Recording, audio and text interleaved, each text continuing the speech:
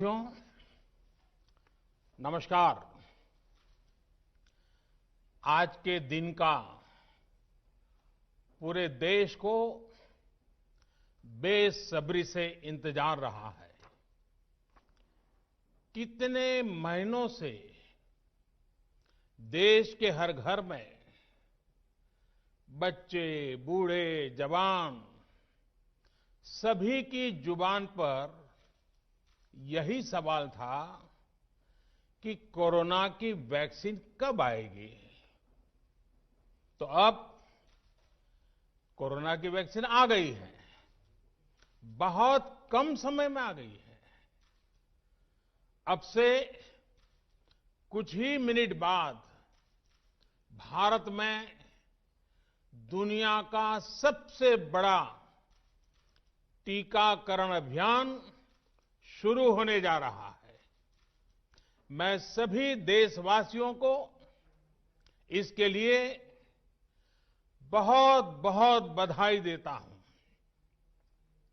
आज वो वैज्ञानिक, वैक्सीन रिसर्च से जुड़े अनेकों लोग विशेष रूप से प्रशंसा के हकदार हैं, जो बीते कई महीनों से कोरोना के खिलाफ वैक्सीन बनाने में जुटे थे, दिन रात जुटे थे। न उन्होंने त्योहार देखा है, न उन्होंने दिन देखा है, न उन्होंने रात देखी है। आमतौर पर एक वैक्सीन बनाने में बरसों लग जाते हैं, लेकिन इतने कम समय में एक नहीं, दो मेड इन इंडिया वैक्सीन तैयार हुई है। इतना ही नहीं, कई और वैक्सीन पर भी काम तेज गति से चल रहा है। ये भारत के सामर्थ्य, भारत की वैज्ञानिक दक्षता, भारत के टैलेंट का जीता जागता सबूत है। ऐसी ही उपलब्धियों के लिए राष्ट्रकवि रामधारी सिंह दिनकर जी ने कहा था, मानव मानव जब जोर लगाता है, पत्थर पानी बन जाता है। भाइयों और बहनों, भारत का टीकाकरण अभियान बहुत ही मानवीय और महत्वपूर्ण सिद्धांतों पर आधारित है। जिसे सबसे ज्यादा जरूरी है, उसे सबसे पहले कोरोना का टीका लगेगा। जिसे कोरोना संक्रमण का रिस्क सबसे ज्यादा है, उसे पहले टीका लगेगा। जो हमारे डॉक्टर्स हैं, नर्सेस हैं, अस्पताल में सफाई कर्मी हैं, मेडिकल, पैरामेडिकल स्टाफ हैं, वो कोरोना की वैक्सीन के सबसे पहले हकदार हैं।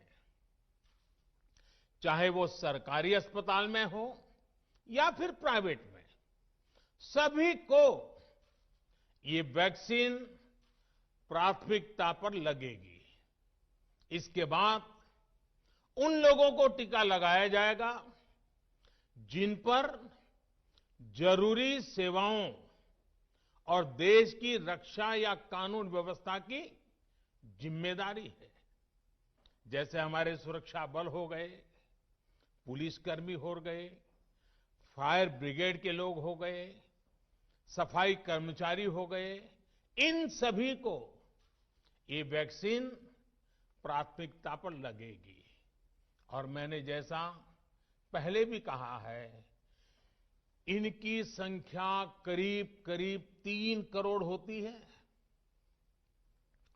इन सभी के वैक्सीनेशन का खर्च भारत सरकार द्वारा उठाया जाएगा।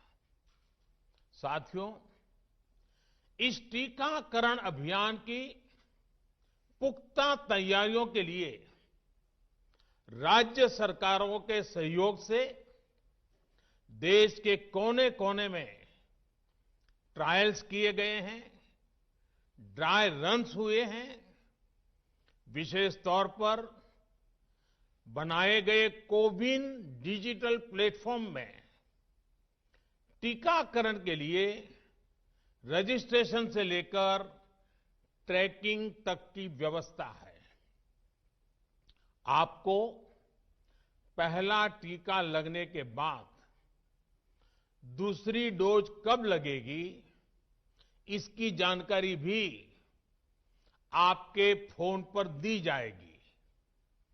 और मैं सभी देशवासियों को ये बात फिर याद दिलाना चाहता हूं कि कोरोना वैक्सीन की 2 डोज लगनी बहुत जरूरी है। एक डोज ले लिया और फिर भूल गए, ऐसा गलती मत करना। और जैसा एक्सपर्ट्स कह रहे हैं, पहली और दूसरी डोज के बीच लगभग 1 महीने का अंतराल भी रखा जाएगा। आपको ये भी याद रखना है कि दूसरी डोज लगाने के 2 हफ्ते बाद ही आपके शरीर में कोरोना के विरुद्ध जरूरी शक्ति विकसित हो पाएगी। इसलिए टीका लगते ही आप असावधानी बरतने लगें, मास्क निकालकर रख दें, 2 गज की दूरी भूल जाएं, ये सब मत करिएगा। मैं प्रार्थना करता हूं, मत करिएगा। और मैं आपको एक और चीज बहुत आग्रह से कहना चाहता हूं। जिस तरह धैर्य के साथ आपने कोरोना का मुकाबला किया, वैसे ही धैर्य अब वैक्सीनेशन के समय भी दिखाना है। साथियों, इतिहास में इस प्रकार का और इतने बड़े स्तर का टीकाकरण अभियान पहले कभी नहीं चलाया गया है। ये अभियान कितना बड़ा है, इसका अंदाज आप सिर्फ पहले चरण से ही लगा सकते हैं। दुनिया के 100 से भी ज्यादा ऐसे देश हैं जिनकी संख्या 3 करोड़ से कम है, और भारत वैक्सीनेशन के अपने पहले चरण में ही 3 करोड़ लोगों का टीकाकरण कर रहा है। दूसरे चरण में हमें इसको 30 करोड़ की संख्या तक ले जाना है। जो बुजुर्ग हैं, जो गंभीर बीमारी से ग्रस्त हैं, उन्हें वो अगले चरण वाले चरण में टीका लगेगा। आप कल्पना कर सकते हैं, 30 करोड़ की आबादी से ऊपर के दुनिया के सिर्फ 3 ही देश हैं, खुद भारत, चीन और अमेरिका। और कोई भी देश ऐसा नहीं है जिनकी आबादी इनसे ज्यादा हो। इसलिए भारत का टीकाकरण अभियान इतना बड़ा है, और इसलिए ये अभियान भारत के सामर्थ्य को दिखाता है। और मैं देशवासियों को एक और बात कहना चाहता हूं। हमारे वैज्ञानिक, हमारे एक्सपर्ट्स जब दोनों मेड इन इंडिया वैक्सीन की सुरक्षा और प्रभाव को लेकर आश्वस्त हुए, तभी उन्होंने इसके इमरजेंसी उपयोग की अनुमति दी है। इसलिए देशवासियों को किसी भी तरह के प्रोपेगेंडा, अफवाहें, दुष्प्रचार से बचकर रहना है। साथियों, भारत के वैक्सीन वैज्ञानिक हमारा मेडिकल सिस्टम भारत की प्रक्रिया की पूरे विश्व में बहुत विश्वसनीयता है और पहले से है। हमने ये विश्वास अपने ट्रैक रिकॉर्ड से हासिल किया है। मेरे प्यारे देशवासियों, हर हिंदुस्तानी इस बात का गर्व करेगा कि दुनिया भर के करीब 60% बच्चों को जो जीवन रक्षक टीके लगते हैं वो भारत में ही बनते हैं। भारत की सख्त वैज्ञानिक प्रक्रियाओं से ही होकर के गुजरते हैं।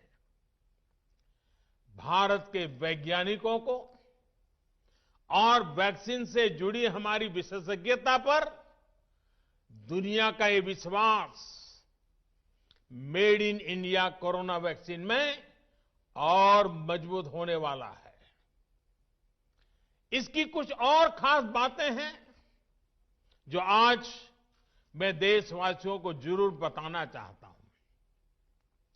ये भारतीय वैक्सीन विदेशी वैक्सीनों की तुलना में बहुत सस्ती हैं और इनका उपयोग भी उतना ही आसान है। विदेश में तो कुछ वैक्सीन ऐसी हैं जिसकी एक डोज 5,000 रुपया तक में है और जिसे -70 डिग्री तापमान में फ्रीज में रखना होता है। -70 डिग्री। वहीं भारत की वैक्सीन ऐसी तकनीक पर बनाई गई हैं जो भारत में बरसों से ट्राइड और टेस्टेड है। ये वैक्सीन स्टोरेज से लेकर ट्रांसपोर्टेशन तक भारतीय स्थितियों और परिस्थितियों के अनुकूल है। यही वैक्सीन अब भारत को कोरोना के खिलाफ लड़ाई में निर्णायक जीत दिलाएगी। साथियों, कोरोना से हमारी लड़ाई आत्मविश्वास और आत्मनिर्भरता की रही है। इस मुश्किल लड़ाई से लड़ने के लिए हम अपने आत्मविश्वास को कमजोर नहीं पड़ने देंगे। ये प्रण हर भारतीय में दिखाई दिया है। संकट कितना ही बड़ा क्यों न हो, देशवासियों ने कभी आत्मविश्वास खोया नहीं। जब भारत में कोरोना पहुंचा तब देश में कोरोना टेस्टिंग की एक ही लैब थी। हमने अपने सामर्थ्य पर विश्वास रखा और आज 2300 से ज्यादा लैब्स का नेटवर्क हमारे पास है। शुरुआत में हम mask, PPE kit, testing kits, ventilators जैसे जरूरी सामान के लिए भी विदेशों पर निर्भर थे। आज इन सभी सामानों के निर्माण में हम आत्मनिर्भर हो गए हैं और इनका निर्यात भी कर रहे हैं। आत्मविश्वास और आत्मनिर्भरता की इसी ताकत को हमें टीकाकरण के इस दौर में भी सशक्त कर रहा है। साथियों, महान तेलुगु कवि श्री गुराजाड़ा अप्पा राव ने कहा था, सौंत लाभम कौंत मानुको, सौंत लाभ कौंत मानुको, पौरु गुवाडिकी तोड़ू पाड़बोए, देश मंटे मट्टी कादोई, देश मंटे मनुष्य लोय। यानी हम दूसरों के काम आए, ये निस्वार्थ भाव हमारे भीतर रहना चाहिए। राष्ट्र सिर्फ मिट्टी, पानी, कंकड़, पत्थर से नहीं बनता, बल्कि राष्ट्र का अर्थ होता है हमारे लोग। कोरोना के विरुद्ध लड़ाई को संपूर्ण देश ने इसी भावना के साथ लड़ा है। आज जब हम बीते साल को देखते हैं तो एक व्यक्ति के रूप में, एक परिवार के रूप में, एक राष्ट्र के रूप में हमने बहुत कुछ सीखा है, बहुत कुछ देखा है, जाना है, समझा है। आज भारत जब अपना टीकाकरण अभियान शुरू कर रहा है तो मैं उन दिनों को भी याद कर रहा हूं। कोरोना संकट का वो दौर जब हर कोई चाहता क्या कि कुछ करें, लेकिन उसको उतने रास्ते नहीं सूझते थे। सामान्य तौर पर बीमारी में पूरा परिवार बीमार व्यक्ति की देखभाल के लिए जुट जाता है, लेकिन इस बीमारी ने तो बीमार को ही अकेला कर दिया। अनेकों जगह पर छोटे छोटे बीमार बच्चों को मां से दूर रहना पड़ा। मां परेशान रहती थी, मां रोती थी, लेकिन चाहकर भी कुछ कर नहीं पाती थी।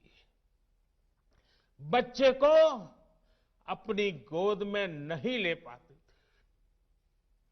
कहीं बुजुर्ग पिता अस्पताल में अकेले अपनी बीमारी से संघर्ष करने को मजबूर थे।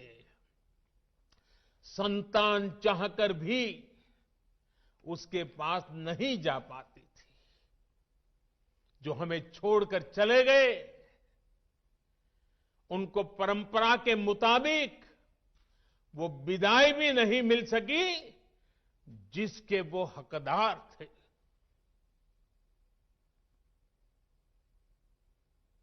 जितना हम उस समय के बारे में सोचते हैं, मन सिहर जाता है, उदास हो जाता है। लेकिन साथियों, संकट के उसी समय में, निराशा के उसी वातावरण में कोई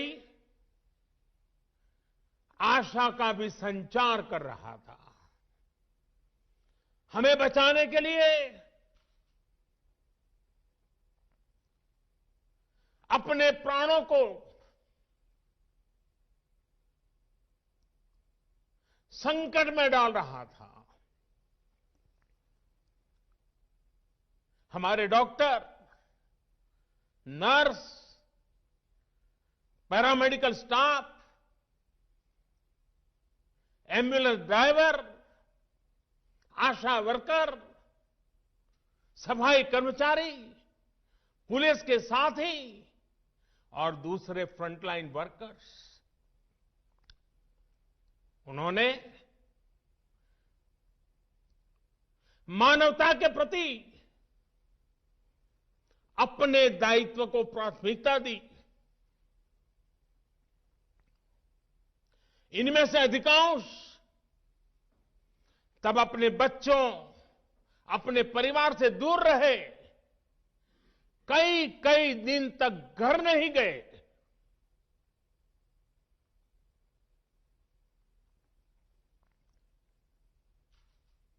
सैकड़ों साथी ऐसे भी हैं जो कभी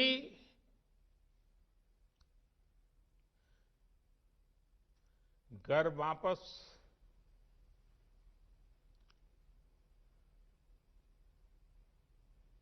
लौट ही नहीं आ पाए। उन्होंने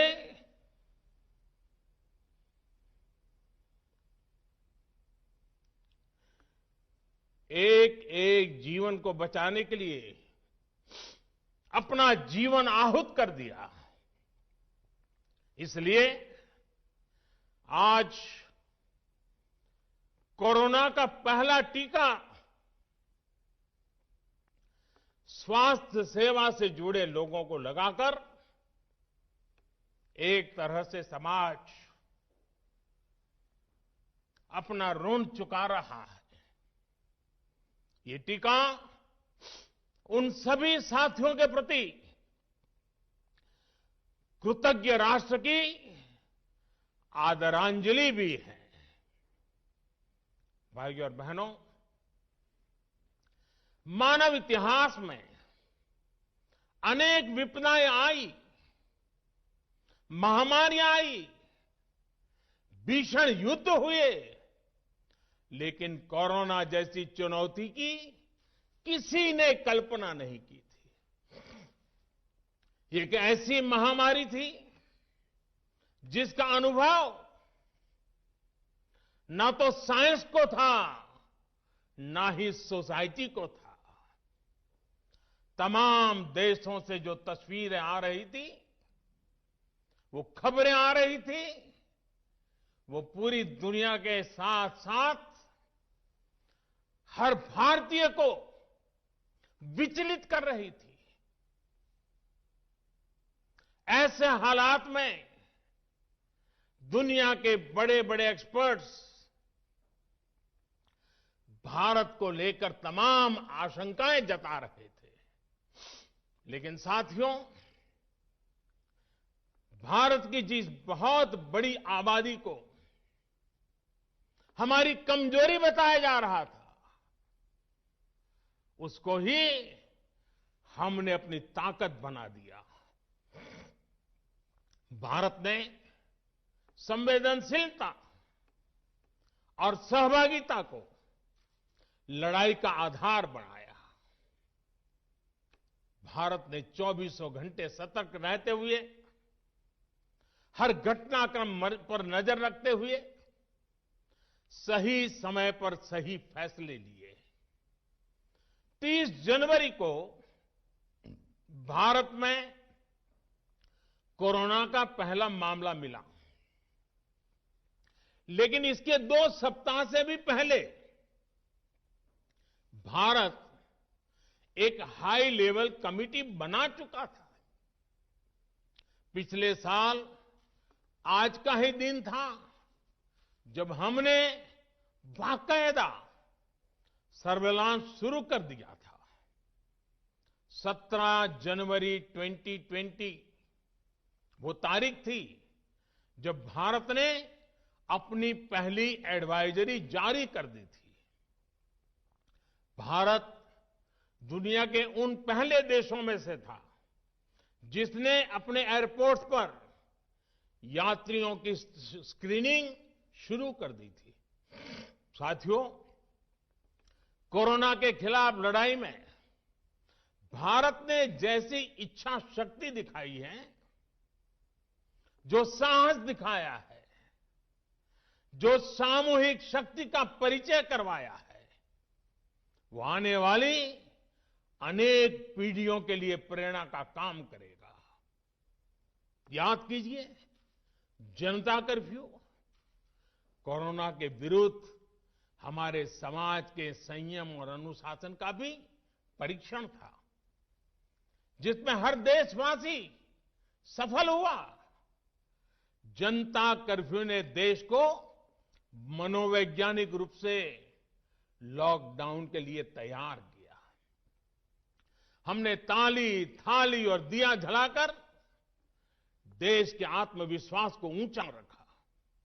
साथियों, कोरोना जैसे अनजान दुश्मन जिसके एक्शन रिएक्शन को बड़े बड़े सामर्थ्यवान देश नहीं भांप पा रहे थे, उसके संक्रमण को रोकने का सबसे प्रभावी तरीका ही यही था कि जो जहां है वो वहीं रहे। इसलिए देश में लॉकडाउन का फैसला भी किया गया। यह निर्णय आसान नहीं था, इतनी बड़ी आबादी को घर के अंदर रखना असंभव है, इसका हमें एहसास था। और यहां तो देश में सब कुछ बंद होने जा रहा था, लॉकडाउन होने जा रहा था। इसका लोगों की रोजी रोटी पर क्या प्रभाव पड़ेगा, अर्थव्यवस्था पर क्या प्रभाव पड़ेगा, इसका आकलन भी हमारे सामने था। लेकिन देश ने जान है तो जहान है के मंत्र पर चलते हुए प्रत्येक भारतीय का जीवन बचाने को सर्वोच्च प्राथमिकता दी। और हम सभी ने ये देखा है कि कैसे तुरंत ही पूरा देश, पूरा समाज इस भावना के साथ खड़ा हो गया। अनेकों बार छोटी छोटी लेकिन महत्वपूर्ण चीजों की जानकारी देने के लिए मैंने भी अनेक बार देशवासियों के साथ सीधा संवाद किया। एक तरफ जहां गरीबों को मुफ्त भोजन की व्यवस्था की गई, तो वहीं दूध, सब्जी, राशन, गैस, दवा ऐसी जरूरी चीजों की सुचारू आपूर्ति सुनिश्चित की गई। देश में व्यवस्थाएं ठीक से चलें, इसके लिए गृह मंत्रालय ने 24/7 कंट्रोल रूम शुरू किया, जिस पर हजारों कॉल्स का जवाब दिया गया, लोगों को समाधान दिया गया। साथियों, कोरोना के विरुद्ध इस लड़ाई में हमने कदम कदम पर दुनिया के सामने उदाहरण प्रस्तुत किया है। ऐसे समय में जब कुछ देशों ने अपने नागरिकों को चीन में बढ़ते कोरोना के बीच छोड़ दिया था, तब भारत चीन में फंसे हर भारतीय को वापस लेकर आया। और सिर्फ भारत के ही नहीं, हम कई दूसरे देशों के नागरिकों को भी वहां से वापस निकाल करके लाए। कोरोना काल में वंदे भारत मिशन के तहत 35 लाख से ज्यादा भारतीयों को विदेशों से भारत लाया गया। मुझे याद है, एक देश में जब भारतीयों को टेस्ट करने के लिए मशीनें कम पड़ रही थी, तो भारत ने पूरी टेस्टिंग लैब यहां से वहां भेज करके उसको वहां सजाया, लगाया, ताकि वहां से भारत आ रहे लोगों को टेस्टिंग की दिक्कत ना हो। साथियों, भारत ने इस महामारी से जिस प्रकार से मुकाबला किया, उसका लोहा आज पूरी दुनिया मान रही है। केंद्र और राज्य सरकारें, स्थानीय निकाय, हर सरकारी संस्थान, सामाजिक संस्थाएं कैसे एकजुट होकर बेहतर काम कर सकते हैं, ये उदाहरण भी भारत ने दुनिया के सामने रखा। इसरो, डीआरडीओ, फौज से लेकर किसानों और श्रमिकों तक सभी एक संकल्प के साथ कैसे काम कर सकते हैं, ये भारत ने दिखाया है। 2 गज की दूरी और मास्क है जरूरी, उस पर फोकस करने वालों में भी भारत अग्रणी देशों में रहा। भाइयों और बहनों, आज इन्हीं सब प्रयासों का परिणाम है कि भारत में कोरोना से होने वाली मृत्यु की दर कम है और ठीक होने वालों की दर बहुत अधिक है। देश के कई जिले ऐसे हैं जहां एक भी व्यक्ति को हमें कोरोना की वजह से खोना नहीं पड़ा। इन जिलों में हर व्यक्ति कोरोना से ठीक होने के बाद अपने घर पहुंचा है। बहुत से जिले ऐसे भी हैं जहां बीते 2 सप्ताह से कोरोना संक्रमण का एक भी केस नहीं आया है। जहां तक कि लॉकडाउन के से प्रभावित अर्थव्यवस्था की रिकवरी में भी भारत दुनिया में आगे निकल रहा है। भारत उन गिने चुने देशों में है जिसने मुश्किल के बावजूद दुनिया के 150 से ज्यादा देशों में जरूरी दवाएं और जरूरी मेडिकल सहायता पहुंचाई। पैरासीटामोल हो, हाइड्रोक्सी क्लोरोक्वीन हो, टेस्टिंग से जुड़ा सामान हो, भारत ने दूसरे देश के लोगों को भी बचाने की हर संभव कोशिश की। आज जब हम अपनी वैक्सीन बना ली है, तब भी भारत की तरफ दुनिया आशा और उम्मीद की नजरों से देख रही है। हमारा टीकाकरण अभियान जैसे जैसे आगे बढ़ेगा, दुनिया के अनेक देशों को हमारे अनुभव का लाभ मिलेगा। भारत की वैक्सीन, हमारी उत्पादन क्षमता पूरी मानवता के हित में काम आए, ये हमारी प्रतिबद्धता है। भाइयों और बहनों, ये टीकाकरण अभियान अभी लंबा चलेगा। हमें जन जन के जीवन को बचाने में योगदान देने का मौका मिला है और इसलिए इस अभियान से जुड़ी प्रक्रिया को, उस प्रक्रिया का हिस्सा बनने के लिए भी देश में वॉलेंटियर आगे आ रहे हैं। मैं उनका स्वागत करता हूं और भी अधिक वॉलेंटियर्स को मैं अपना समय इस सेवा कार्य में जोड़ने के लिए जरूर आग्रह करूंगा। हां, जैसा मैंने पहले कहा, मास्क, 2 गज की दूरी और साफ सफाई ये टीके के दौरान भी और बाद में भी जरूरी रहेंगे। टीका लग गया तो उसका अर्थ ये नहीं कि आप कोरोना से बचाव के दूसरे तरीके छोड़ दें। अब हमें नया प्रण लेना है। दवाई भी, कड़ाई भी। दवाई भी, कड़ाई भी। आप सभी स्वस्थ रहें, इसी कामना के साथ इस टीकाकरण अभियान के लिए पूरे देश को बहुत बहुत शुभकामनाएं देता हूं।